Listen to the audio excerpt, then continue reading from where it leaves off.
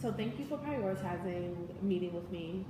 I really appreciate it. I wanted to find time as soon as possible to discuss your participation in this week's team development meeting, and specifically a comment that you made that this meeting was pointless and that our students couldn't do the work that they were doing. Personally, I've never heard you communicate like this, so just want to just ask you where is this coming from? I don't really believe that.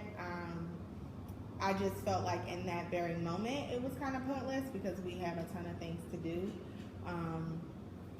But I do think I was wrong for saying that. Yeah, because based on last week's data, we all decided that the students' misconceptions were important and they were stopping us from learning. Do you still agree? Yeah. That the work we were doing were important. And in our team vision, we committed to following through with all of our next steps, even if at the moment it does not feel like it's a good use of our time, but it's a commitment that we made. So the rest of our team was able to engage in learning and really think through the efficacy of our practice. And you weren't able to participate in that, and we weren't able to learn from you. And based on our previous meetings and all the experience you bring on our team, I think that your voice would have been extremely valuable in this week's meeting. So tell me why you weren't, why you made a decision to not be prepared this week. Honestly, I've just had a ton of things to do.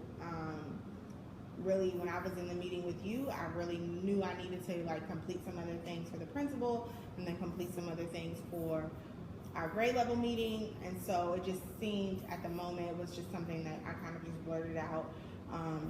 But there are a lot of things to do, and I just didn't really have time to complete all of the stuff that we needed for that meeting, and I just felt like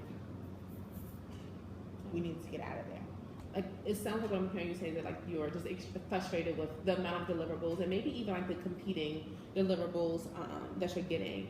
And one, I hope that you know that you can bring those concerns to me, and I'm happy to support you. But what I would need from you is to be proactive in the way that you're communicating them. It's right now, this meeting is helpful for me to understand your perspective, but it's not helpful for our entire team meeting and pushing our students because it's happening after the fact, after we've already communicated on something. Yeah. Would you agree with that? Yeah, I agree. Yeah. So when you think about those things, the fact that I can support you around prioritizing different deliverables, how are you feeling about getting the work done that we need to get done and getting those things done on time? If you're really willing to help support me to get my stuff done and help me just kind of hash out a plan, then I feel really optimistic about it. I just definitely need support in that area.